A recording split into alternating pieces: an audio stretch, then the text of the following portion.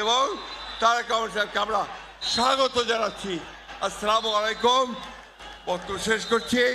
BNP জিন্দাবাদ, শহীদ president Ziaur Rahman অমর হোক, দেশনেত্রী বেগম খালেদা জিন্দাবাদ, তারেক রহমান জিন্দাবাদ। আজকের এই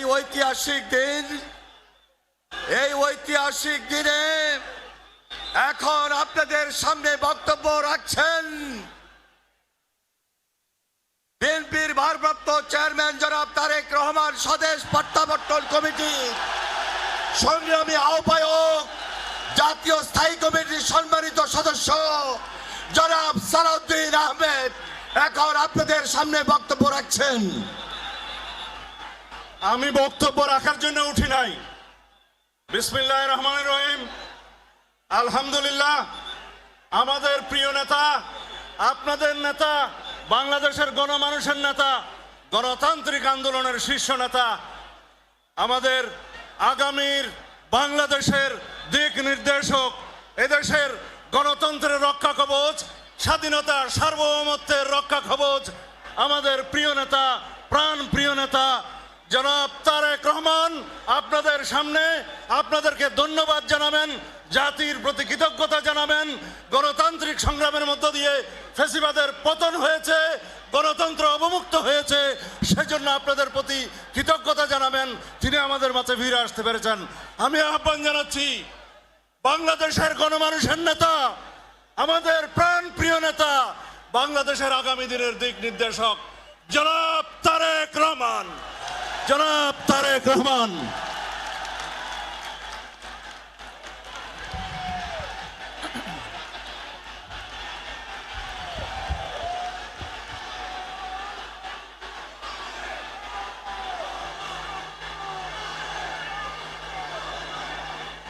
বিসমিল্লাহির রহমানির রহিম।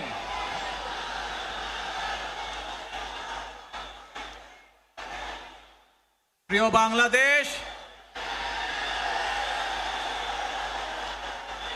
উপস্থিত প্রিয় মুরব্বীবর্গ, মঞ্চে উপস্থিত জাতীয় নেতৃবৃন্দ,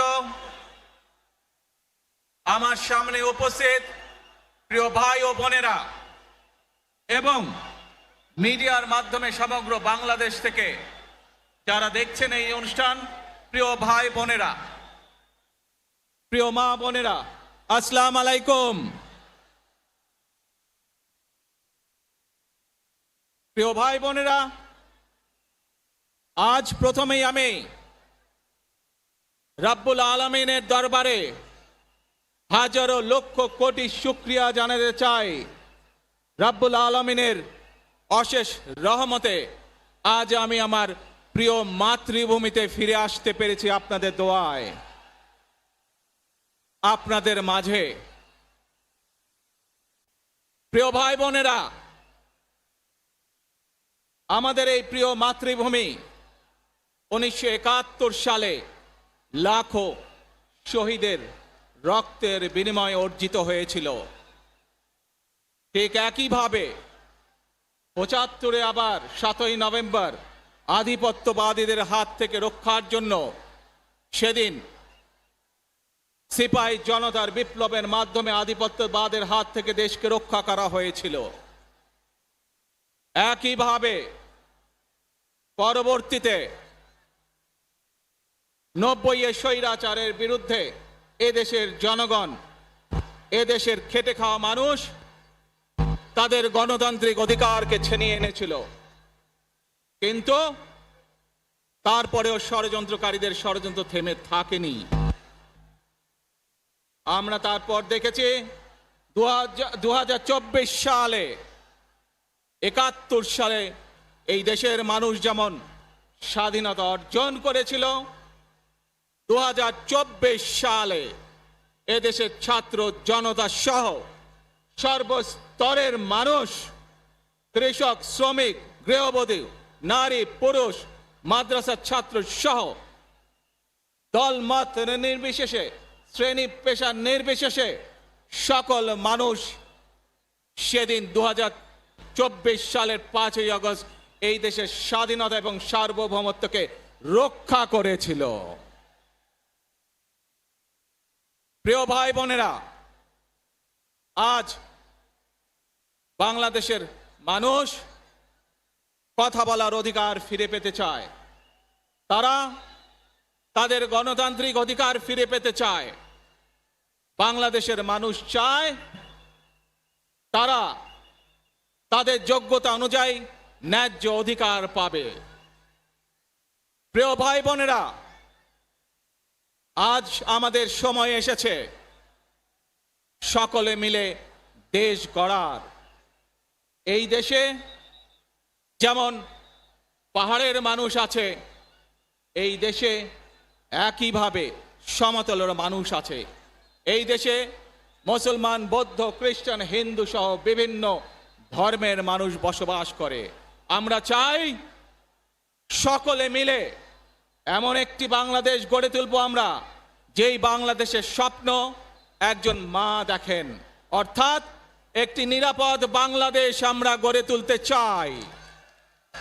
যে বাংলাদেশে একজন নারী, একজন পুরুষ, একজন শিশু যেই হোক না কেন নিরাপদে ঘর থেকে বের হলে নিরাপদে ইনশাআল্লাহ ঘরে আবার ফিরে আসতে পারে। প্রিয় ভাই বোনেরা, এই দেশের জনসংখ্যার অর্ধেক নারী, 4 কোটিরও বেশি তরুণ প্রজন্মের সদস্য, 5 কোটির মতন শিশু, 40 লক্ষের মতন প্রতিবন্ধী মানুষ রয়েছেন, কয়েক কোটি কৃষক শ্রমিক রয়েছেন। এই মানুষগুলোর একটি প্রত্যাশা আছে এই রাষ্ট্রের কাছে, এই মানুষগুলোর একটি আকাঙ্ক্ষা আছে এই দেশের কাছে। আজ আমরা সকলে যদি ঐক্যবদ্ধ হই, আজ আমরা যদি সকলে প্রতিজ্ঞাবদ্ধ হই, তাহলে আমরা এই লক্ষ কোটি মানুষের সেই প্রত্যাশাগুলো পূরণ করতে পারি ইনশাআল্লাহ। প্রিয় ভাই বোনেরা, 71 সালে আমাদের শহীদরা নিজের জীবন উৎসর্গ করেছিলেন এই রকম একটি বাংলাদেশ গঠনের জন্য।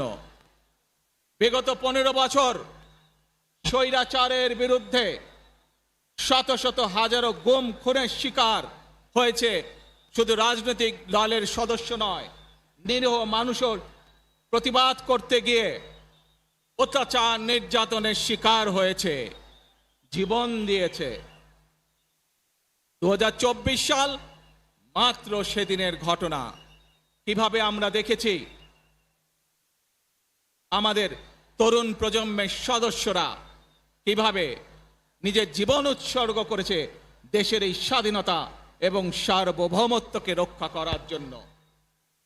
প্রিয় ভাই বোনেরা, কয়েকদিন আগে এই বাংলাদেশের 24 আন্দোলনের এক সাহসী প্রজন্মের এক সাহসী সদস্য ওসমান হাদিকে হত্যা করা হয়েছে। ওসমান হাদি শহীদ হয়েছে। প্রিয় ভাই বোনেরা, ওসমান হাদি চেয়েছিল এই দেশের মানুষের জন্য গণতন্ত্র প্রতিষ্ঠিত হোক, এই দেশের মানুষের গণতান্ত্রিক অধিকার প্রতিষ্ঠিত হোক, এই দেশের মানুষ তাদের গণতান্ত্রিক এবং অর্থনৈতিক অধিকার ফিরে পাক। আজ 24 আন্দোলনে যারা শহীদ হয়েছেন, ওসমান হাদি সহ 71 যারা শহীদ হয়েছেন, বিগত স্বৈরাচারের সময় বিভিন্নভাবে খুন গুমের শিকার হয়েছেন, এই মানুষগুলোর রক্তের ঋণ যদি শোধ করতে হয়, আসুন আমরা আমাদের সেই প্রত্যাশিত বাংলাদেশ গড়ে তুলব, যেখানে আমরা সকলে মিলে কাজ করব, যেখানে আমরা সকলে মিলে আমাদের প্রত্যাশিত বাংলাদেশকে গড়ে তুলব। প্রিয় ভাই বোনেরা, বিভিন্ন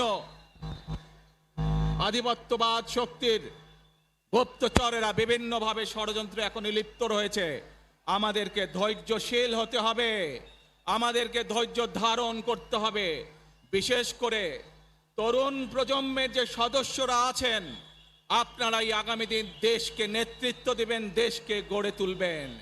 এই দায়িত্ব তরুণ প্রজন্মের সদস্যদেরকে আজ গ্রহণ করতে হবে, যাতে করে এই দেশকে আমরা সুন্দরভাবে গড়ে তুলতে পারি। শক্ত ভিত্তির উপরে, গণতান্ত্রিক ভিত্তি, শক্তিশালী অর্থনৈতিক ভিত্তির উপরে যাতে এই দেশকে আমরা গড়ে তুলতে পারি। প্রিয় ভাই বোনেরা, আমার সাথে আজকে মঞ্চে এখানে বহু জাতীয় নেতৃবৃন্দ বসে আছেন। আসুন আজকে আমরা দুহাত তুলে আল্লাহর দরবারে দোয়া করে আল্লাহর রহমত আমরা চাই। যে সকল জাতীয় নেতৃবৃন্দ এই মঞ্চে আছেন, মঞ্চের বাইরে যে সকল জাতীয় আরো নেতৃবৃন্দ আছেন, আমরা সকলে মিলে এই দেশকে নেতৃত্ব দিয়ে আমাদের বাংলাদেশের জনগণের প্রত্যাশিত সেই বাংলাদেশকে আমরা গড়ে তুলতে চাই। আমাদেরকে যে কোনো মূল্যে আমাদেরকে এই দেশের শান্তি শৃঙ্খলা রক্ষা করতে হবে। যে কোনো উস্কানির মুখে আমাদেরকে ধীর শান্ত থাকতে হবে। প্রিয় ভাই বোনেরা, আমরা দেশের শান্তি চাই, আমরা দেশের শান্তি চাই, আমরা দেশের শান্তি চাই। প্রিয় ভাই বোনেরা, মার্টিন লুথার কিং নাম শুনেছেন না আপনারা? নাম শুনেছেন তো আপনারা? মার্টিন লুথার কিং, তার একটি বিখ্যাত ডায়লগ আছে, আই হ্যাভ এ ড্রিম।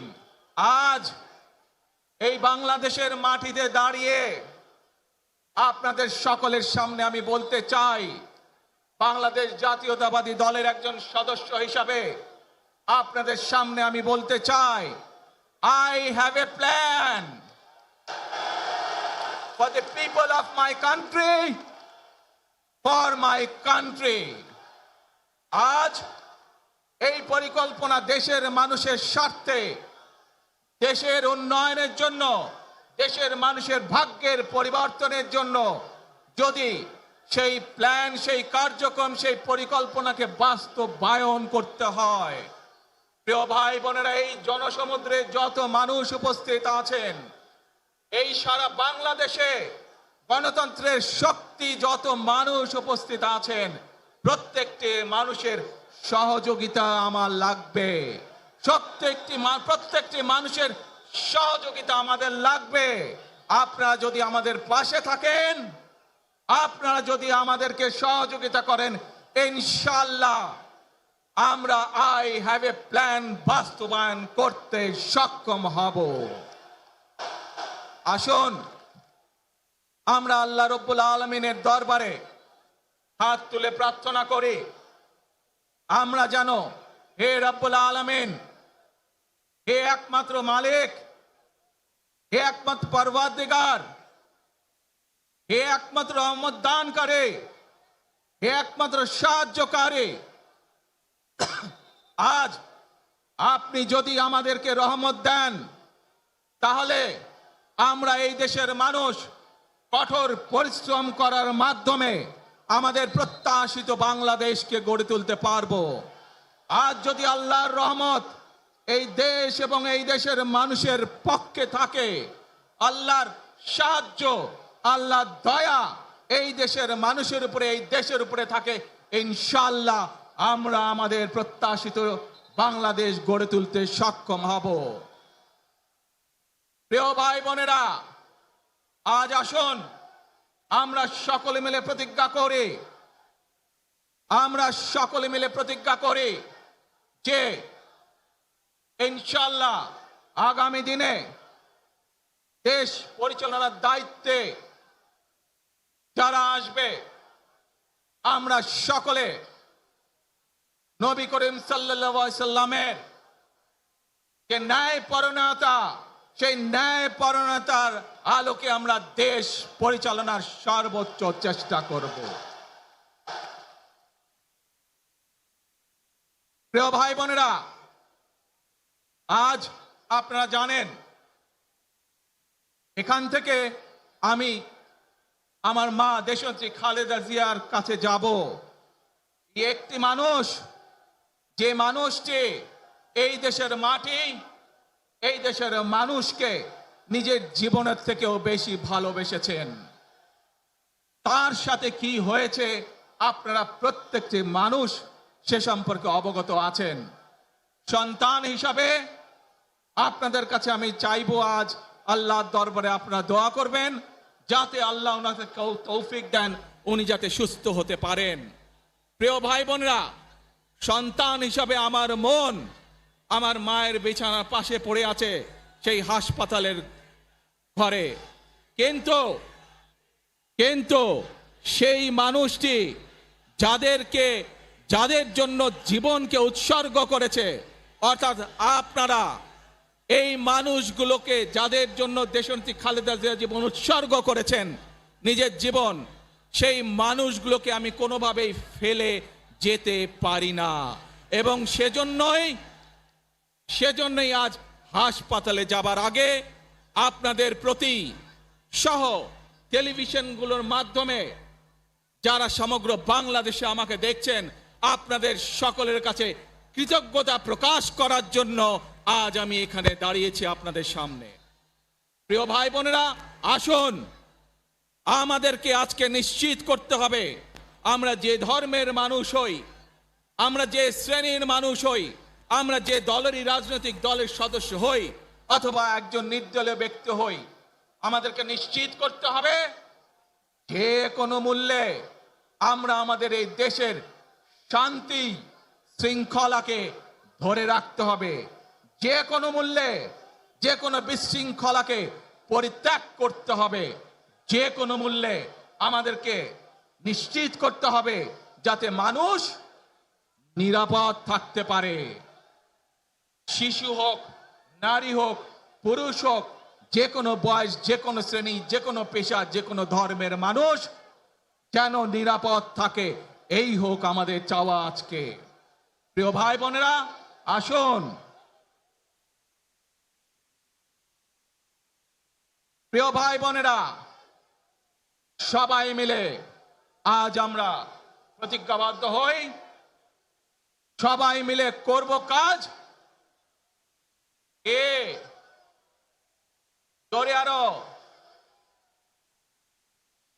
সবাই মিলে করব কাজ, কর্মমোদের বাংলাদেশ। ইনশাআল্লাহ আপনাদের সকলের কাছে দোয়া আছে, আবারও সকলকে যে কোনো মূল্যে দেশে শান্তি শৃঙ্খলা রক্ষার আহ্বান জানিয়ে যে কোনো বিশৃঙ্খলাকে পরিহার করে ধৈর্যের সাথে মোকাবেলা করার আহ্বান জানিয়ে আমার বক্তব্য শেষ করছি। আবারও আপনাদের কাছে কৃতজ্ঞতা প্রকাশ করছি আজকে আমাকে এইভাবে বরণ করে নেওয়ার জন্য। আল্লাহ হাফেজ। বাংলাদেশ জিন্দাবাদ, বাংলাদেশ জাতীয়তাবাদী দল জিন্দাবাদ। আসসালামু আলাইকুম।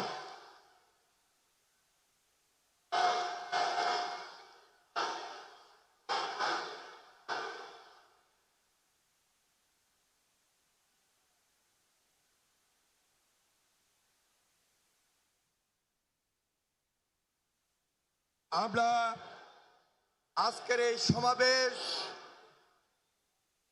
সমাবেশ থেকে বাংলাদেশ জাতীয়তাবাদী দলের ভারপ্রাপ্ত চেয়ারম্যান জনাব তারেক রহমান, তিনি আমাদের মাঝে এসে আজকে যে গুরুত্বপূর্ণ দিক নির্দেশনামূলক বক্তব্য রেখেছেন এবং সেই সাথে সাথে দেশবাসীর কাছে কৃতজ্ঞতা প্রকাশ করেছেন, সেই জন্য আমরা ভারপ্রাপ্ত চেয়ারম্যান জনাব তারেক রহমানকে আন্তরিকভাবে মোবারকবাদ জানাই, ধন্যবাদ জানাই, সংগ্রামী সালাম জানাই, শুভেচ্ছা জানাই এবং অভিনন্দন জানিয়ে স্লোগান দিচ্ছি, তারেক রহমানের সংগ্রাম, তারেক রহমান এগিয়ে চলো, আমরা আছি তোমার সাথে। মনে রাখবেন, we have a plan, we have a plan for the people and for the country. ইনশাআল্লাহ আমরা সেই প্ল্যান বাস্তবায়ন করব। আল্লাহ হাফেজ। ওই নেতা আছে, সবাইকে দু হাত তুলে বলতে হবে নেতা আছে। ও সেই নেতা তারেক রহমান, তারেক রহমান। রহমান তারেক রহমান তারেক রহমান তারেক রহমান তারেক রহমান তারেক রহমান তারেক রহমান তারেক রহমান তারেক রহমান তারেক রহমান তারেক রহমান তারেক রহমান তারেক। কিছুক্ষণ আগেই বক্তব্য শেষ করেছেন বিএনপির ভারপ্রাপ্ত চেয়ারম্যান তারেক রহমান। দীর্ঘ একটি বক্তব্য তিনি দিয়েছেন এবং সবাইকে ঐক্যবদ্ধ থাকার তিনি আহ্বান জানিয়েছেন, যে কোনো পরিস্থিতিতে ধৈর্য সহকারে মোকাবেলার আহ্বান জানিয়েছেন এবং নিরাপদ বাংলাদেশ গড়ে তুলতে সবাইকে রহমান তারেক রহমান তারেক রহমান তারেক রহমান। প্রিয় সমাবেশ, আমাদের ভলান্টিয়ার প্লাস দলীয় ত্যাগী নেতা কর্মীর প্রতি উদাত্ত আহ্বান। ভারপ্রাপ্ত চেয়ারম্যান জনাব তারেক রহমান এই মুহূর্তে মঞ্চ থেকে তিনি নেমেছেন এবং সরাসরি এবারকার হসপিটালে যাবেন। রাস্তার দুই পারে আপনারা যেখানে আছেন আপনারা যাওয়ার ক্ষেত্রটা তৈরি করে দিবেন। আমি বিনয়ের সঙ্গে আপনাদেরকে অনুরোধ করছি, আপনারা সবাই ভারপ্রাপ্ত চেয়ারম্যান জনাব তারেক রহমান এখনই এবারকার হসপিটালে যাবেন।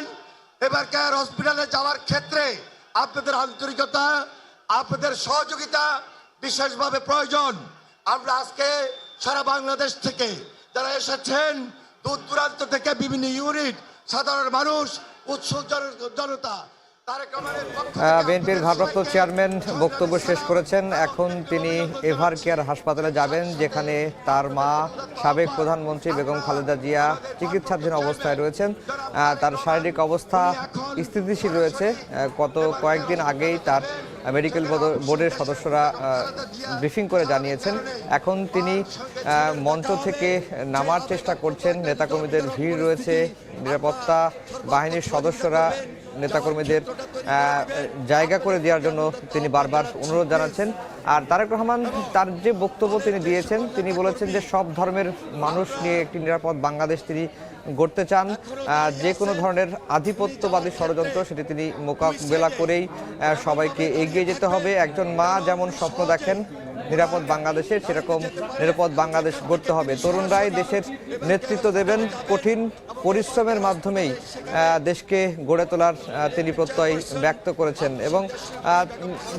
এবং তিনি বলেছেন যে সবাই মিলে করব কাজ, গড়ব মোদের বাংলাদেশ, এই স্লোগানটি তিনি দিয়েছেন। দেশে ফিরে রাজস্বিক সংবর্ধনা তিনি পেয়েছেন। যারা তাকে সংবর্ধনা দিয়েছেন নেতাকর্মীদের তিনি ধন্যবাদ জানিয়েছেন, শুভেচ্ছা জানিয়েছেন এবং তার যে রাষ্ট্রনায়কোচিত ঐতিহাসিক প্রত্যাবর্তন সেটি আমরা প্রত্যক্ষ করলাম এবং তারেক রহমান যেটি বলেছেন যে সময় এসেছে সবাই মিলে একটি নিরাপদ ঐক্যবদ্ধ বাংলাদেশ গড়া। আর সবাই মিলে যদি ঐক্যবদ্ধ হয় তাহলে দেশের মানুষের প্রত্যাশা পূরণ করা সম্ভব। এর আগে আমরা দেখেছিলাম যে বিএনপির ভারপ্রাপ্ত চেয়ারম্যান তারেক রহমান যখন লন্ডন থেকে সিলেট হয়ে হযরত শাহজালাল আন্তর্জাতিক বিমানবন্দরে নামলেন, বিমানবন্দরে নেমেই তিনি টেলিফোনে প্রধান উপদেষ্টার সঙ্গে কথা বলেছেন এবং তার নিরাপত্তা সহ সার্বিক ব্যবস্থায় তদারকি করার জন্য, সহযোগিতা করার জন্য প্রধান উপদেষ্টাকে তিনি ধন্যবাদ জানিয়েছেন।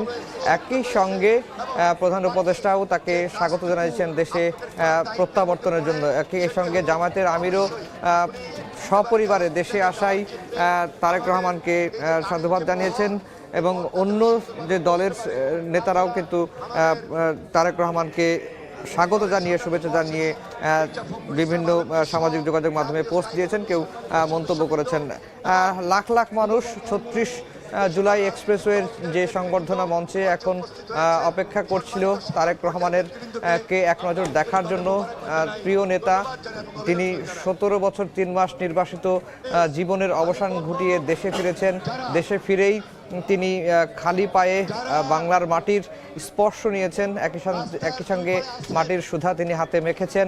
এবং এরপরেই আমরা দেখেছি যে তিনি একটি বাসে ওঠেন, বিশেষ বুলেট প্রুফ বাস বলা হচ্ছে সেই বাসটিকে, এবং এই বাসটিকে ব্র্যান্ডিং করা হয়েছিল লাল সবুজের আদলে। এই বাসটিকে তৈরি করা হয়েছিল, ব্র্যান্ডিং করা হয়েছিল। সেই বাসে চড়েই তিনি বিমানবন্দর থেকে জুলাই 36 এক্সপ্রেসওয়ে 300 ফিটে আসেন। এবং এই সময়টুকু, অর্থাৎ বিমানবন্দর থেকে 300 ফিটের সংবর্ধনা মঞ্চে আসার পথটুকুতেই সময় লেগে যায় প্রায় 3 ঘন্টা। এবং 3 ঘন্টার এই সময়টি আমরা দেখেছি যে তিনি যখন বিমানবন্দর থেকে রাস্তা দিয়ে আসছিলেন এবং রাস্তার দুই ধারে হাজার হাজার নেতাকর্মী তাকে স্বাগত জানাতে অপেক্ষা করছিলেন, তাকে হাত নেড়ে শুভেচ্ছা জানিয়েছেন। তারেক রহমানও বাসের ঠিক সামনে ড্রাইভিং সিটের ঠিক পাশেই দাঁড়িয়ে, দরজার গেটে দাঁড়িয়ে তিনি নেতাকর্মীদের অভিবাদন গ্রহণ করেছেন এবং তিনি শুভেচ্ছা জানিয়েছেন। এখন আপনারা দেখতে পাচ্ছেন যে তারেক রহমান মঞ্চ থেকে নামার অপেক্ষা করছেন, কারণ নেতাকর্মীরাদের প্রচণ্ড ভিড় সামনে, এবং সেই ভিড় ঠেলে তাকে সামনে এগিয়ে যেতে হবে। নিরাপত্তা বাহিনীর সদস্যরা যথেষ্ট চেষ্টা করছেন যে তার বের হওয়ার পথটুকু যেন সুগম করা যায়, পথটুকু যেন ফাঁকা করা যায়, সেই চেষ্টাই করছেন নিরাপত্তা বাহিনীর সদস্যরা। বিজিবির সদস্যরা রয়েছেন, দলের স্বেচ্ছাসেবকরা রয়েছেন, সিএসএফ সদস্য, চেয়ারপারসন সিকিউরিটি ফোর্স, যেটি বিএনপির নিজস্ব নিরাপত্তা বাহিনী, নিরাপত্তা সদস্যরা তারাও কিন্তু রয়েছেন। আর আপনারা দেখতে পাচ্ছেন যে তারেক রহমান এখন মঞ্চ থেকে নামছেন এবং মঞ্চ থেকে নেমে তিনি সরাসরি এভার কেয়ার হাসপাতালে যাবেন। নেতাকর্মীদের সাথে হাত মেলাচ্ছেন বিএনপির ভারপ্রাপ্ত চেয়ারম্যান তারেক রহমান, এবং তিনি এখন মঞ্চ থেকে নেমে সরাসরি এভার কেয়ার হাসপাতালে যাবেন, যেখানে রয়েছেন তার মা, সাবেক প্রধানমন্ত্রী, BNP chairperson Begum Khaleda Zia. Begum Khaleda Zia 23 November তিনি এভার কেয়ার হাসপাতালে ভর্তি হন। সেই থেকেই বেগম খালেদা জিয়া আর এভার কেয়ার হাসপাতালে চিকিৎসাধীন রয়েছেন। মাঝে বেশ কিছুদিন তারেক রহমানের অবস্থা সংকটাপন্ন হয়েছিল এবং তারেক রহমানকে, বেগম খালেদা জিয়ার অবস্থা সংকটাপন্ন হয়েছিল এবং বেগম খালেদা জিয়াকে বিদেশে নেওয়ার জন্য অ্যাম্বুলেন্সও রেডি করা হয়েছিল, কিন্তু শারীরিক অবস্থা স্থিতিশীল না হওয়ায় তাকে আর বিদেশে নেওয়া হয়নি। আপনারা দেখতে পাচ্ছেন তারেক রহমান জনসমুদ্র ঠেলে গাড়ির দিকে এগিয়ে যাচ্ছেন। নেতাকর্মীদের বেষ্টনী রয়েছে, সিএসএফ সদস্যদের বেষ্টনী রয়েছে, তারপরেও নেতাকর্মীদের যে ঢল, সেই ঢলের কারণে তাকে যেতে কিছুটা বেগ পেতে হচ্ছে। আপনারা দেখতে পাচ্ছেন যে মানব ঢাল তৈরি করা হয়েছে তারেক রহমানের জন্য। নিরাপত্তা বাহিনীর সদস্যরা যেমন রয়েছেন, একই সঙ্গে দলীয় নেতাকর্মীরাও কিন্তু রয়েছেন তারেক রহমানের গাড়ি পর্যন্ত যাওয়ার যে পথটি, সেই পথটি মসৃণ করার জন্য। আপনারা দেখতে পাচ্ছেন যে বাসে করে তারেক রহমান বিমানবন্দর থেকে সভা মঞ্চে এসেছিলেন, ঠিক সেই বাসে গিয়েই তারেক রহমান উঠেছেন।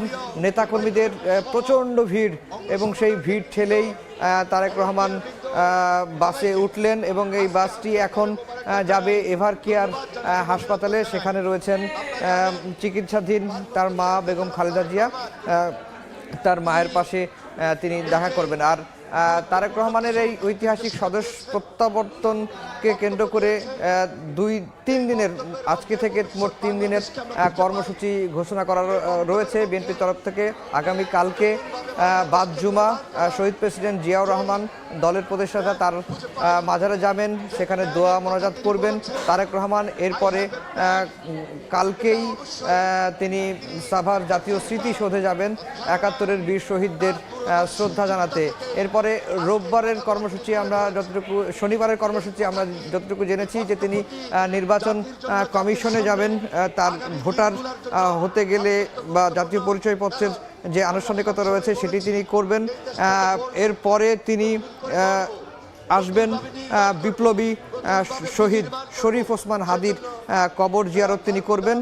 শরীফ ওসমান হাদির কবর জিয়ারত করার পরে অথবা নির্বাচন কমিশনের যে ভোটার হওয়ার যে কার্যক্রম সেখান থেকেই তিনি পঙ্গু হাসপাতালে যাবেন। সেখানে জুলাই গণ অভ্যুত্থানে আহতদের অনেকেই এখনও চিকিৎসাধীন রয়েছেন, তাদের খোঁজ খবর নেবেন। সেখান থেকেই হয়তো ঢাকা বিশ্ববিদ্যালয়ের যে কেন্দ্রীয় জামে মসজিদ রয়েছে, মসজিদের পাশে জাতীয় কবি কাজী নজরুল ইসলামের কবরের পাশেই জুলাই গণ অভ্যুত্থানের অন্যতম বিপ্লবী, আধিপত্যবাদ বিরোধী অন্যতম কণ্ঠস্বর শরীফ ওসমান হাদির কবর জিয়ারত করবেন তারেক রহমান। সেই কর্মসূচিটি কিন্তু রয়েছে। আপনারা দেখতে পাচ্ছেন যে তারেক রহমান এখন যে বাসে করে তিনি বিমানবন্দর থেকে এই জুলাই 36 এক্সপ্রেসওয়েতে এসেছেন, সেই বাসেই তিনি উঠে বসেছেন।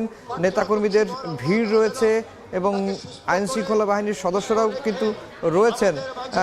সেটি আমরা দেখতে পাচ্ছি যে এখন এই বাসটি এভার কেয়ার হাসপাতালে যাবে। সেখানে চিকিৎসাধীন রয়েছেন বেগম খালেদা জিয়া, তারেক রহমানের মা।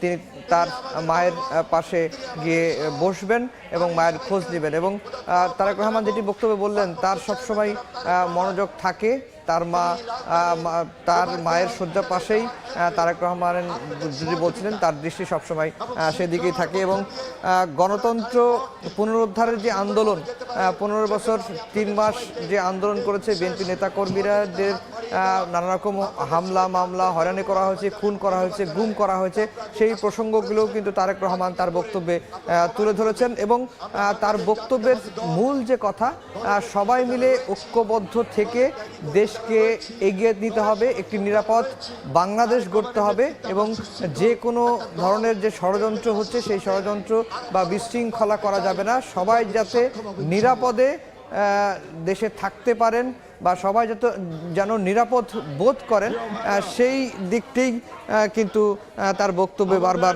তুলে ধরেছেন। আপনারা দেখতে পাচ্ছেন যে তারেক রহমান আবারও বাসের ঠিক সামনে দাঁড়িয়ে আছেন, যেখানে দাঁড়িয়েই তিনি বিমানবন্দর থেকে জুলাই 36 এক্সপ্রেসওয়ে 300 ফিটের সংবর্ধনা মঞ্চে তিনি এসেছিলেন এবং তিনি এখন অপেক্ষা করছেন যে রাস্তাটুকু নেতাকর্মীদের ভিড় বা জটলা বা গাড়ির সামনে যে জটলা একটু কমে গেলে তিনি গাড়ি চলতে শুরু করবে।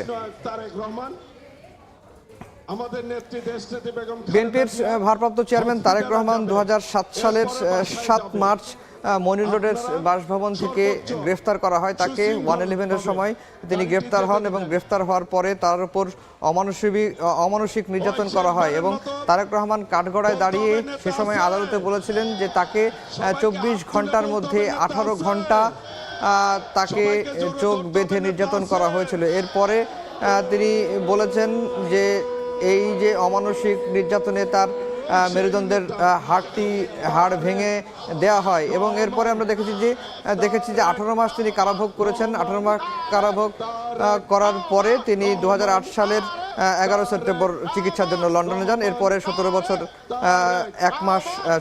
3 মাস পর তিনি দেশে ফেলেন। গাড়িবহরের সঙ্গে আছেন আমাদের সহকর্মী আহমেদ সালেন। আমরা আহমেদ সালেনের কাছ থেকে জানবো আরো বিস্তারিত সেখানকার পরিস্থিতি।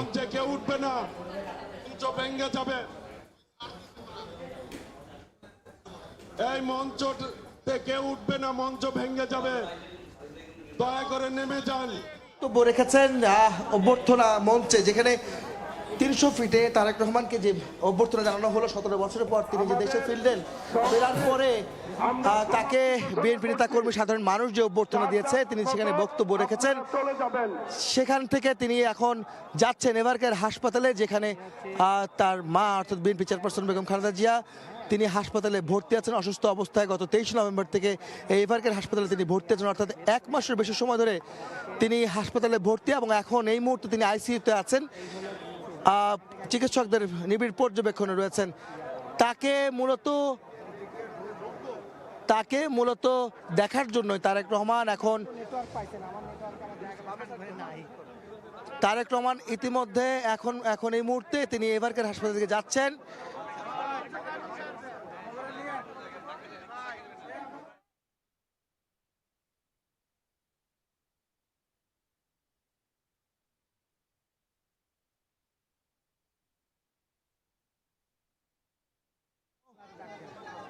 তিনি তাকে বহনকারী যে গাড়ি বহরটি রয়েছে সেই গাড়ি বহরে তিনি যাচ্ছেন এভারকেয়ার হাসপাতালের দিকে। যদি বলতে হয় তারেক রহমানের যে প্রোটোকলে যে গাড়িগুলি রয়েছে নিরাপত্তায় নিয়োজিত,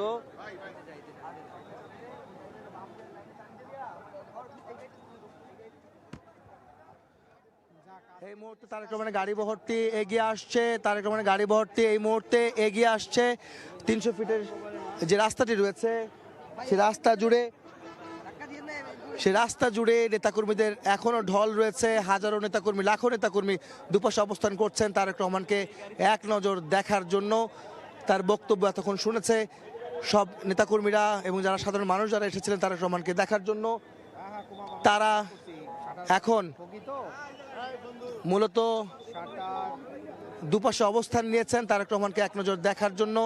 আপনারা দেখতে পাচ্ছেন তারেক রহমানকে বহনকারী গাড়ি বহরটি সামনে এগিয়ে আসছে।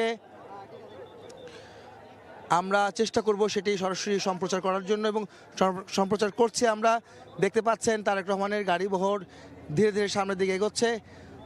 তার যে প্রোটোকলের গাড়িগুলি রয়েছে সেগুলো কিন্তু তার গাড়ির সামনে রয়েছে। তাকে বহনকারী যে বাসটি রয়েছে সেটিকে ঘিরে রয়েছে, যদিও এখনো পর্যন্ত তার গাড়ি বহরটি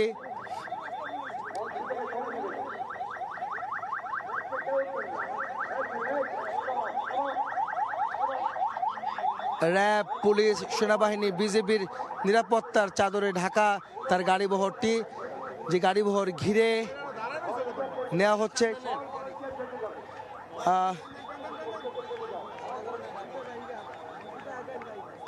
আমরা দেখানোর চেষ্টা করছি তার গাড়ি বহরে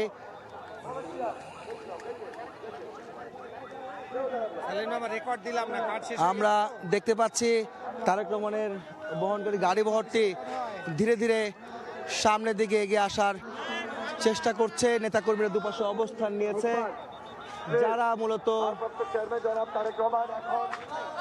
এই নিরাপত্তায় নিয়োজিত আছেন। গাড়ি বহরটি সামনে এগোতে কষ্ট হচ্ছে নেতাকর্মীদের ভিড়ের কারণে, কেননা এত বছর পর তার নেতাকর্মী তাদের নেতাকে এতদিন পর দেখছেন, সে কারণে বেশ দেরি হচ্ছে তার এই মঞ্চ থেকে বেরিয়ে এসে গাড়িতে উঠে রাস্তাতে পার হয়ে এভারকেয়ারের দিকে যাওয়ার যে রাস্তাটি সেটি কিছুটা বিলম্বিত হচ্ছে। আপনারা দেখতে পাচ্ছেন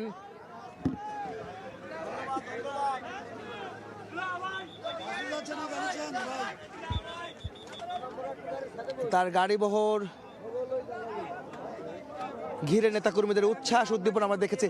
আপনাকে বলতে চাই যে আজকে তারেক রহমান 17 বছর পর দেশের মাটিতে নেমে তিনি গণসংবর্ধনায় বা এই অভ্যর্থনা অনুষ্ঠানে তিনি তার বক্তব্য রেখেছেন, যেখানে তিনি সাধারণ মানুষ এবং নেতাকর্মীদের সহযোগিতা চেয়েছেন নতুন বাংলাদেশ বিনির্মাণের ক্ষেত্রে, এবং তিনি বলছেন শান্তি শৃঙ্খলা বজায় রেখে আগামীর বাংলাদেশ বিনির্মাণ করতে হবে এবং কারণ কোনো উস্কানিতে পা না দিয়ে কোনো ধরনের বিশৃঙ্খলায় কারো সঙ্গে কোনো ধরনের যেন বিশৃঙ্খলায় নেতাকর্মীরা পা না দেন, না করেন। আপনি জানেন যে আগামী নির্বাচনে তিনি ভারপ্রাপ্ত চেয়ারম্যান তারেক রহমান তিনি অংশ নিচ্ছেন।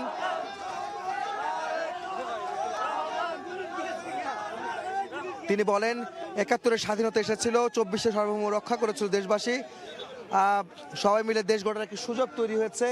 সবাইকে আবারও সেই কথা স্মরণ করে দিয়ে সবার প্রতি আহ্বান জানান, দেশবাসীর প্রতি আহ্বান জানান তারেক রহমান যেন সবাই সেই সহযোগিতা করেন এবং সব ধরনের সব মানুষ মিলে সকলে মিলে নিরাপদ বাংলাদেশ গড়ে তুলতে চান তিনি।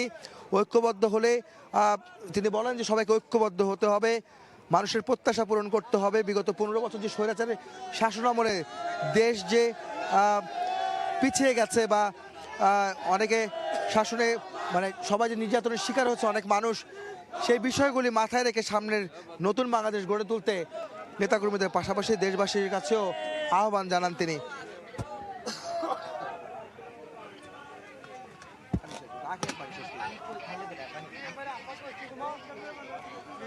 তিনি বলেন আধিপত্যবাদ শক্তি এখনো সক্রিয় আছে, ষড়যন্ত্র মোকাবেলা সবাইকে ধৈর্য ধরে এগিয়ে যেতে হবে। যে কোনো মূল্যে দেশে শান্তি শৃঙ্খলা বজায় রাখার জন্য দেশবাসী এবং নেতাকর্মীদের প্রতি অনুরোধ জানান তারেক রহমান।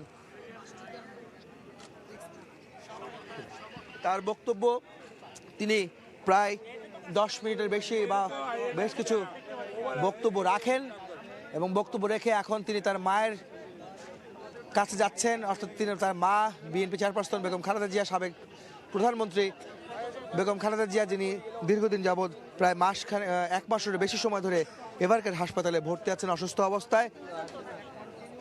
তাকে এক নজর দেখার জন্য, তার অসুস্থ মাকে দেখার জন্য তারেক রহমান এখন যাচ্ছেন এভারকেয়ার হাসপাতালে।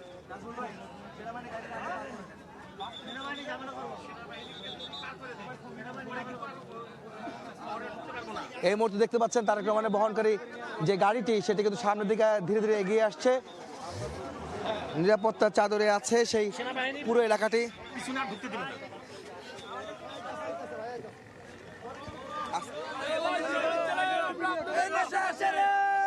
দেশের শান্তি শৃঙ্খলা ফেরাতে নেতাকর্মীদের পাশাপাশি দেশবাসীর কাছে আহ্বান জানান তিনি।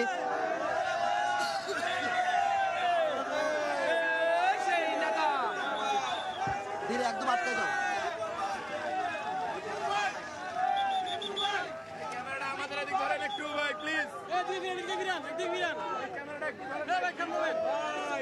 এখন এই মুহূর্তে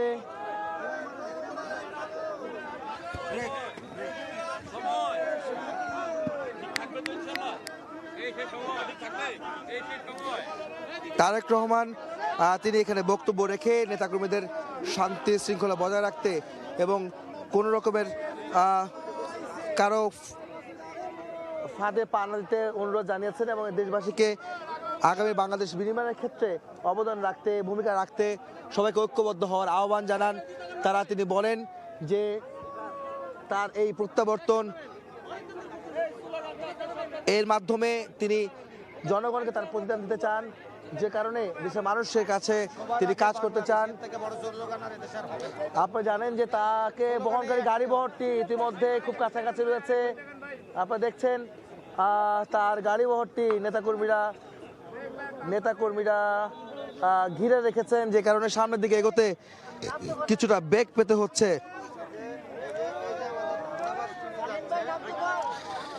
তিনি তারেক রহমান তার বক্তব্যে বলেছেন তাদের একটি পরিকল্পনা রয়েছে, তাদের দেশ গড়ার যে পরিকল্পনা রয়েছে সেটিকে এগিয়ে নিতে নেতাকর্মীদের পাশাপাশি দেশবাসীরও সহযোগিতা তিনি প্রত্যাশা করেন। আপনারা দেখতে পাচ্ছেন তারেক রহমান এভারকেয়ারে যাওয়ার উদ্দেশ্যে তিনি 300 ফিটের রাস্তায় রয়েছেন, যেখান থেকে অভ্যর্থনা শেষে তিনি এখন রাজধানী এভারকেয়ার হাসপাতাল, যেখানে তার মা সাবেক প্রধানমন্ত্রী বিএনপি চেয়ারপারসন বেগম খালেদা জিয়া দীর্ঘ 1 মাসের বেশি সময় ধরে হাসপাতালে চিকিৎসাধীন আছেন এবং তিনি এখন এই মুহূর্তে আইসিইউতে আছেন। তাকে মূলত দেখার জন্যই, তাকে দেখতেই মূলত তারেক রহমান এখন যাচ্ছেন এভারকেয়ার হাসপাতালের দিকে, যেখানে বসুন্ধরা আবাসিক এলাকায় অবস্থিত রয়েছে এভারকেয়ার হাসপাতাল। আপনারা দেখছেন তার গাড়ি বহরটি আসলে ঘিরে রাখার কারণে নেতাকর্মীরা সামনের দিকে এগোতে বেগ পেতে হচ্ছে। তার গাড়িটি যে বহন করছে যে গাড়িটি, সেটি সামনের দিকে এগোতে বেশ বেগ পেতে হচ্ছে আইন শৃঙ্খলা রক্ষাকারী বাহিনীর।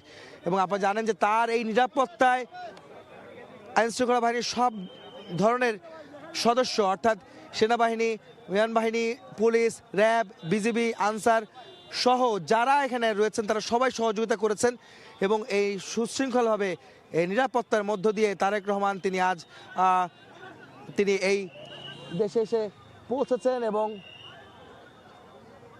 এবং তিনি এখন অভ্যর্থনা শেষে অভ্যর্থনায় বক্তব্য দিয়েছেন। অভ্যর্থনায় বক্তব্য দেওয়া শেষে তিনি এখন যাচ্ছেন, তার মা এভারকেয়ার হাসপাতালে ভর্তি রয়েছেন, তাকে দেখার জন্য, সে কারণে তিনি তার গাড়ি বহরটি ধীরে ধীরে এগোচ্ছে। আমরা দেখানোর চেষ্টা করছি তার গাড়ি বহরটিকে ঘিরে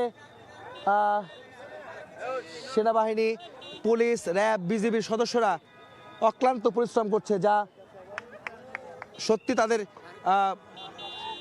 কষ্টের প্রতিদান হিসাবে তাদের কৃতজ্ঞতা প্রকাশ করতে হয় বিএনপির তরফ থেকে, বা দেশবাসীর পক্ষ থেকে আসলে কৃতজ্ঞতা প্রকাশ করা উচিত। এত বড় একটি আয়োজনকে সুশৃঙ্খলভাবে পরিপূর্ণভাবে সমাপ্ত করা বা সুষ্ঠুভাবে শেষ করার প্রায় শেষ পর্যায়ে রয়েছে আজকের দিনে, যেখানে নেতাকর্মীরা সহ এই উচ্ছ্বাস উদ্দীপনা মধ্য দিয়ে যে এই প্রোগ্রামটি, এই আয়োজনটি শেষ হচ্ছে, সেটি একটি বড় বিষয়। এবং আইন শৃঙ্খলা রক্ষাকারী বাহিনী যারা অক্লান্ত পরিশ্রম করে এই অনুষ্ঠান, এই আয়োজনকে, তারেক রহমানের স্বদেশ প্রত্যাবর্তন এবং তার অভ্যর্থনার আয়োজনকে তারা সুশৃঙ্খলভাবে শেষ করতে পারছেন, সেটাই আসলে এত মানুষের, লক্ষ লক্ষ মানুষের জমায়েত যেখানে ছিল এই 300 ফিট এলাকায়।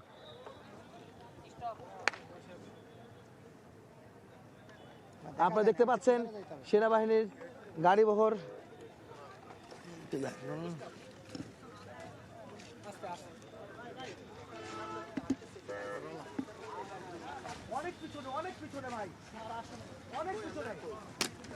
এখন দেখতে পাচ্ছি তারেক রহমান আসলে মানুষের ভিড়ে তার গাড়ি বহরটি আসতে পারছে না সামনের দিকে, যেখানে তার নেতাকর্মীরা তাকে ঘিরে রেখেছে।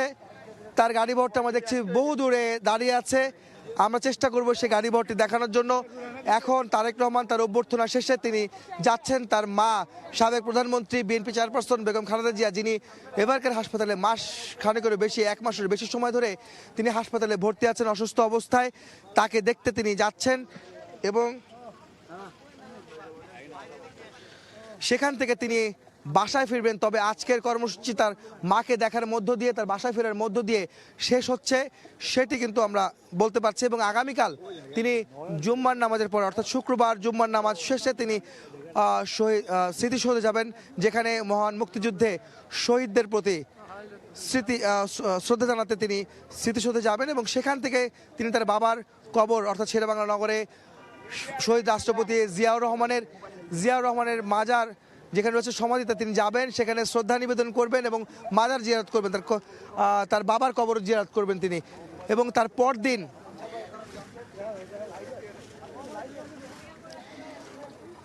পরদিন তিনি যে কর্মসূচি রয়েছে বিএনপির তরফ থেকে আমাদেরকে জানানো হয়েছে, আগামী পরশু অর্থাৎ শনিবার তিনি প্রথমে যাবেন তিনি ভোটার এবং হওয়ার জন্য এবং এনআইডি কার্ড করার জন্য নির্বাচন কমিশনে। সেখান থেকে তিনি যাবেন সম্প্রতি ইনকলাব মঞ্চের আহ্বায়ক শহীদ ওসমান হাদি, যিনি নিহত হয়েছেন দুর্বৃত্তদের গুলিতে, তার কবর জিয়ারত করবেন। ঢাকা বিশ্ববিদ্যালয়ে জাতীয় কবি কবি নজরুল ইসলামের কবরের পাশে শায়িত রয়েছেন ওসমান হাদি। তার কবর জিয়ারত শেষে তিনি যাবেন পঙ্গু হাসপাতালে, যেখানে রয়েছেন জুলাইয়ের আহত যোদ্ধারা যারা রয়েছেন, তাদেরকে দেখতে তিনি যাবেন। মোটামুটি এই 3 দিনের কর্মসূচি তার হাতে রয়েছে, যেটি আমরা জানতে পেরেছি। তবে আগামীকাল পরশু আমরা তার পরবর্তী কর্মসূচিগুলি জানতে পারবো। আমরা জানতে পেরেছি যে তিনি নির্বাচনী অংশ তো নিচ্ছেন এবং নির্বাচনে অংশ নেওয়ার কারণে তিনি দেশের বাইরে, ঢাকার বাইরে দেশের বিভিন্ন প্রান্তে তিনি বিভাগীয় সমাবেশে অংশ নেবেন, নির্বাচনী প্রচারণায় অংশ নেবেন, সেই বিষয়টা কিন্তু আমরা জানতে পেরেছি। এই কর্মসূচিগুলো তার হাতে রয়েছে। আপনারা জানেন যে বিএনপি ভারপ্রাপ্ত চেয়ারম্যান তারেক রহমান 2008 সালের 11 সেপ্টেম্বর তিনি দেশ ছেড়েছিলেন চিকিৎসার জন্য। তিনি লন্ডনে গিয়েছিলেন এবং 17 বছর পর, অর্থাৎ 17 বছর 3 মাস 14 দিন পর তিনি আজ দেশে ফিরেছেন। তার এই স্বদেশ প্রত্যাবর্তনকে ঘিরে ঐতিহাসিক যে জমায়েত এবং এই আয়োজনকে ঐতিহাসিক করে রাখতে নেতাকর্মীরা সহ সাধারণ মানুষ আজ বিমানবন্দর থেকে এই 300 ফিট এলাকা পর্যন্ত লক্ষ লক্ষ মানুষের জমায়েত হয়েছে, যেখানে সাধারণ মানুষ সহ নেতাকর্মী, তারা সমর্থক এবং এই এলাকারগুলির বাসিন্দারা তারাও কিন্তু আজকে যোগ দিয়েছিলেন এই 300 ফিটের গণসংবর্ধনা অনুষ্ঠানে। এবং শুধু তাই নয়, বিমানবন্দরে নামার পরে তিনি যখন রাস্তা দিয়ে আসছিলেন, তার গাড়ি বহর ঘিরে রাস্তার দুপাশে লক্ষ লক্ষ নেতাকর্মী তারেক রহমানকে স্বাগত জানিয়েছেন, অভ্যর্থনা জানিয়েছেন, তারা হাত নেড়েছেন, তারা তাকে স্লোগান দিয়ে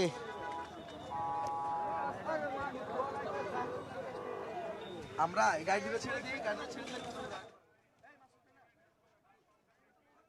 বহরের আমরা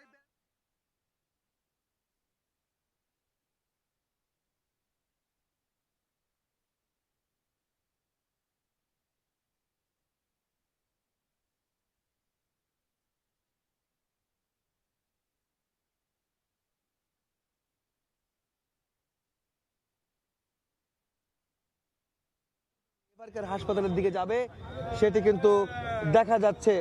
আইন শৃঙ্খলা রক্ষাকারী বাহিনী যারা রয়েছেন তারা ইতিমধ্যে রাস্তার দুপাশে অবস্থান নিয়েছেন এবং তার নিরাপত্তায় নিয়োজিত আছেন। আপনারা দেখতে পাচ্ছেন তার গাড়ি বহরটি সামনের দিকে এগিয়ে আসছে।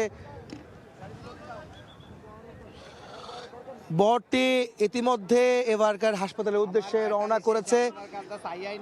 আমরা দেখছি নেতাকর্মীরা দুপাশে অবস্থান নিয়েছে, রাস্তার দুপাশে তারেক রহমানকে এক নজর দেখার জন্য।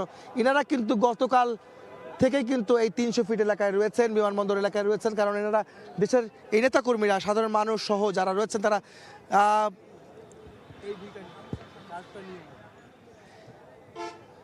তারা মূলত এই লোকগুলো, এই মানুষগুলো আসলে গত 2 থেকে 3 দিন যাবৎ এই ঢাকা রাজধানীমুখী হচ্ছেন। তারা শুধু তাদের নেতা তারেক রহমানকে এক নজর দেখার জন্য এবং তার বক্তব্য শোনার জন্য, তাকে অভ্যর্থনা জানানোর জন্য এবং এই দিনটিকে স্মরণীয় করে রাখতে, ঐতিহাসিক দিন হিসাবে স্মরণীয় করে রাখতে আজকে তারা লক্ষ লক্ষ মানুষের জমায়েত তারা সৃষ্টি করেছেন এই বিমানবন্দর থেকে 300 ফিট এলাকা পর্যন্ত। আমরা দেখতে পাচ্ছি যে এখনো পর্যন্ত সমাবেশ অভ্যর্থনা অনুষ্ঠান শেষ হয়ে গেলেও এখনো লক্ষ লক্ষ মানুষ রাস্তার দুপাশে অবস্থান নিয়েছেন। এই নিরাপত্তা যে প্রোটোকল আছে তার গাড়ি বহরকে ঘিরে, সেটি কিন্তু সামনে এগোতে পারছে না, অনেক কিছু। দেখতে পাচ্ছেন যে তার নিরাপত্তায় পুলিশ, র্যাব, বিজিবি, সেনাবাহিনী, একই সঙ্গে তার সিএসএফ সদস্য অর্থাৎ বিএনপি চেয়ারপারসনের সিকিউরিটি ফোর্সের সদস্যরাও কিন্তু এই বহরে রয়েছেন এবং নিরাপত্তা দিচ্ছেন তারেক রহমানকে বহনকারী গাড়ি বহরটিকে ঘিরে। আপনারা দেখতে পাচ্ছেন এই গাড়ি বহর ঘিরে যে উচ্ছ্বাস উদ্দীপনা নেতাকর্মীদের, সাধারণ মানুষের মধ্যে, সেটি কিন্তু বলার অপেক্ষা রাখে না। গত 2 দিন যাবৎ এই 300 ফিট এলাকায় এই নেতাকর্মীরা এসেছেন। তারা শীতের মধ্যেও এই এলাকায় ছিলেন।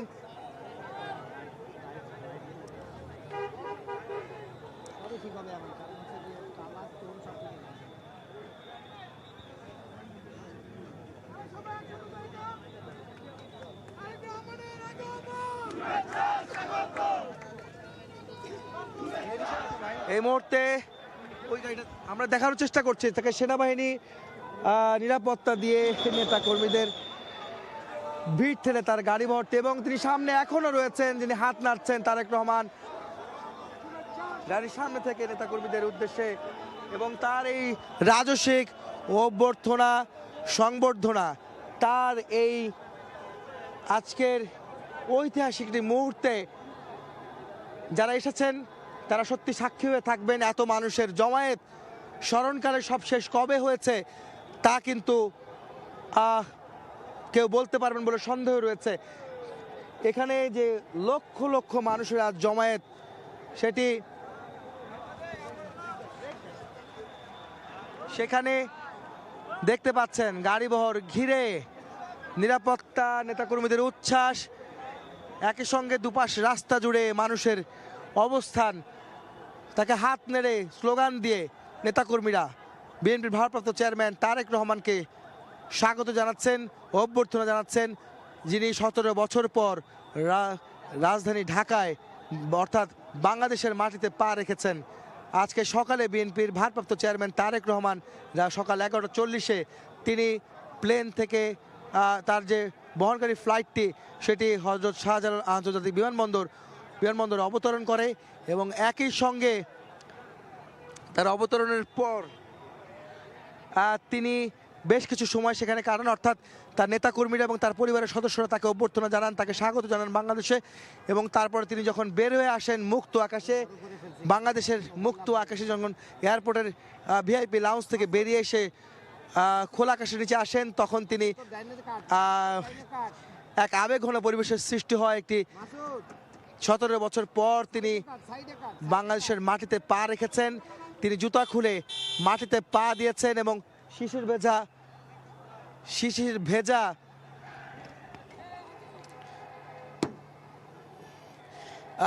ভেজা ঘাসে তিনি পা দিয়েছেন এবং একই সঙ্গে তিনি সেই মাটি ধরেছেন।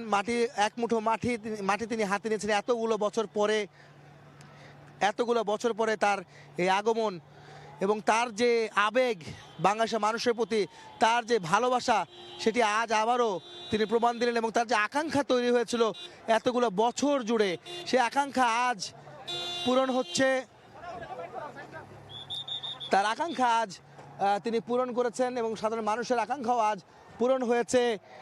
এই মানুষের যে তার যে আসলে বাংলাদেশে যে ফিরে আসার যে আকাঙ্ক্ষা ছিল, সেটি আজ তিনি পূরণ করেছেন।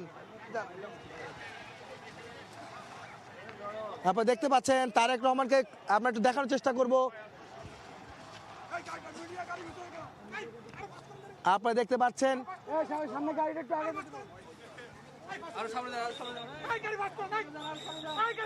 পাচ্ছেন তারেক রহমানকে বহনকারী গাড়িবহরটি ইতিমধ্যে এভারকেয়ারের উদ্দেশ্যে রওনা দিয়েছেন।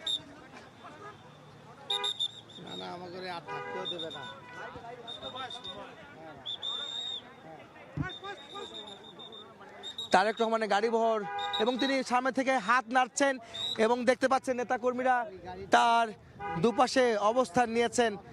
আপনারা দেখতে পাচ্ছেন এখনো পর্যন্ত লক্ষ লক্ষ মানুষ, হাজার হাজার মানুষ তারা রাস্তায় অবস্থান নিয়ে তাদের নেতাকে এক নজর দেখার জন্য অপেক্ষা করছে। আমরা বারবার বলছি এই কারণে এই কথাটি যে তাকে দেখার জন্যই তো আজ এত আয়োজন, তাকে তার কথা শোনার জন্য এত আয়োজন, তাকে অভ্যর্থনা জানাতেই এত আয়োজন, যে কারণে মানুষ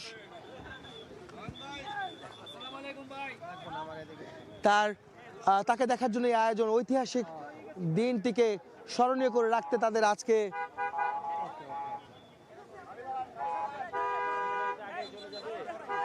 তাদের আয়োজনকে না না না দেখতে পাচ্ছেন তারেক রহমান কে ঘিরে নেতাকর্মীদের উচ্ছ্বাস কিন্তু এখনো শেষ হয়নি।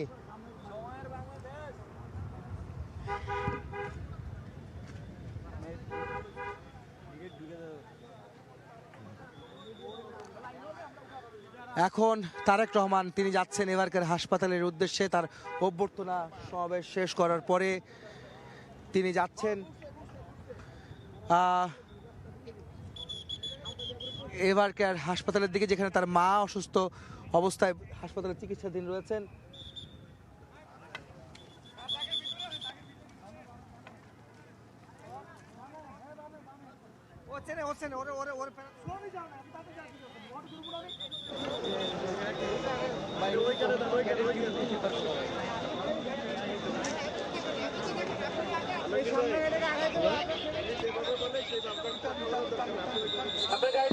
রহমানকে ঘিরে তার গাড়িবহরটি ঘিরে রেখেছেন আইন শৃঙ্খলা রক্ষাকারী বাহিনীরা, বিশেষ করে সেনাবাহিনী তাকে নিরাপত্তা দিচ্ছে এবং দুপাশে সাধারণ মানুষের ভিড় দেখছেন। একই সঙ্গে গণমাধ্যম কর্মীরাও তার সঙ্গে রয়েছেন এই বহরে, যারা যার সংবাদ সংগ্রহের জন্য সময় টেলিভিশনে রয়েছে। আজকে সারাদিন আপনারা দেখতে পাচ্ছেন যে তার অবস্থান, তার সংবাদ সংগ্রহের জন্য সর্বশেষ আপডেট সময় সংবাদ দিয়েছে। যারা টেলিভিশন সেটের সামনে আছেন তারা দেখছেন টিভিতে, এবং যারা টেলিভিশন সামনে নেই তারা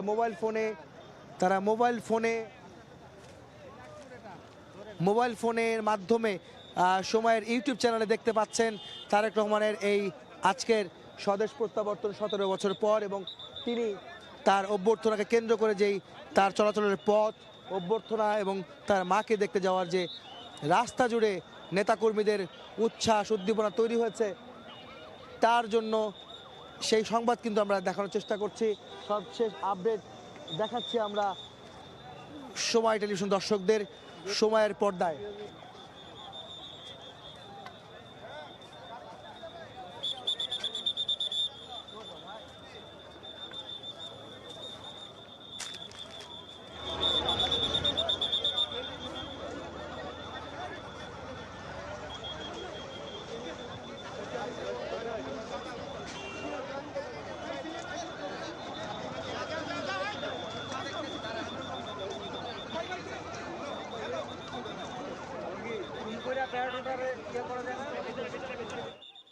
মুহূর্তে তারেক রহমানের বহনকারী গাড়ি বহরটি ইতিমধ্যে এবারকার হাসপাতালের দিকে যাচ্ছে। এখনও নেতাকর্মীরা তার গাড়ি বহর আশেপাশে ডানে বামে অর্থাৎ দুপাশে অবস্থান নিয়েছে।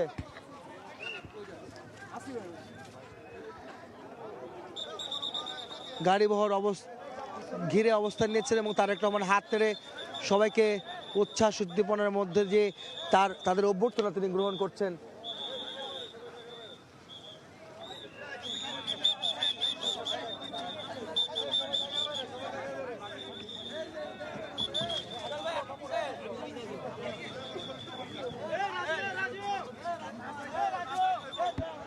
নেতাকর্মীরা স্লোগান দিচ্ছেন, তারা তাদের নেতাকে একবার দেখার জন্য এই অবস্থান নিচ্ছেন। গত কয়েকদিন যাবতই 2-3 দিন যাবত তারা ঢাকামুখী হচ্ছেন এবং গতকালকে দেখেছি আমরা, গতকালকে থেকেই নেতাকর্মীরা এই 300 ফিট এলাকায় তারা অবস্থান নিয়েছিলেন, যারা তার নেতাকর্মীকে দেখার জন্য